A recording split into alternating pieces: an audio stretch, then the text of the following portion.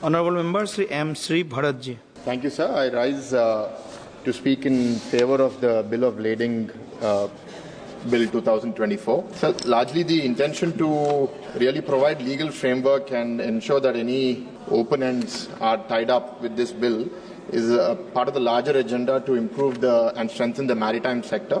And we support this. In the recent past also we've seen incidents of illegal goods being shipped in, but then the question mark arises on who takes ownership of it, who has the liability for it. I'm glad that this bill does that and also gives flexibility to the central government to issue directions as and where needed based on the current changing circumstances. Speaking about the maritime sector overall, sir, I'm happy to see that our overall cargo handling capacity has doubled from about 800 million tons per annum to about 1630 million tons per annum as of March 24, indicating the commitment of the NDA government towards developing maritime trade. 9 Indian ports are ranked amongst the top 100 ports globally, and I'm sure over the years many more will show up on those rankings. We're seeing how global events are disrupting maritime trade, like the Russia-Ukraine war, that are leading to shipping delays, higher costs, and impacting all our industries. And a large part of our trade, over 95%, happens through the shipping sector, and 70% of the value comes from the shipping sector. So, sir, there are many things that we need to do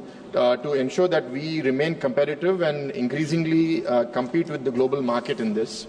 I think the resources that need to be put in this direction, I have a few points on that, sir, which I would like to put in front of you to the government also.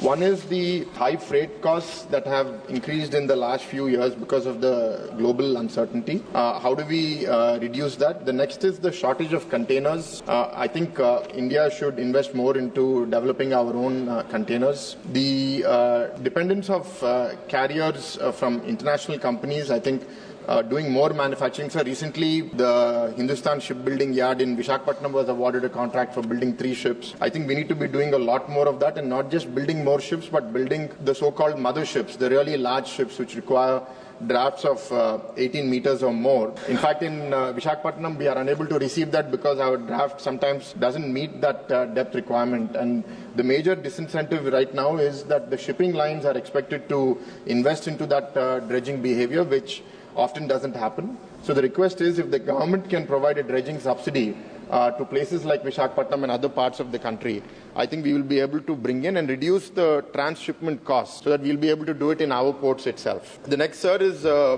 within the shipping ecosystem, a small request from my parliament. We have invested about 100 crores to develop a cruise terminal in Vizag port, but not having a e-visa facility over there is limiting our ability to conduct more cruises over there. Request that the government takes a favorable view on that. I also want to appreciate the government for the turnaround time in major ports. In 2013-14, it was about 94 hours. Now it has come down to 48 hours in 23-24. Showing a massive improvement in the efficiency of the shipping sector. And there are many other points, but overall, I think investment into this would be critically relevant for our future, and Andhra Pradesh would be very happy to partner on this, because recently we have announced our maritime policy. We have almost 1,000-kilometer coastline, and we have notified about 14 ports, both large and minor. And we will actively seek the support of the central government and support any regulation that makes this industry more transparent, more agile, and more ready to adapt to the changing global conditions and make us a competitive force in the maritime trade. Thank you.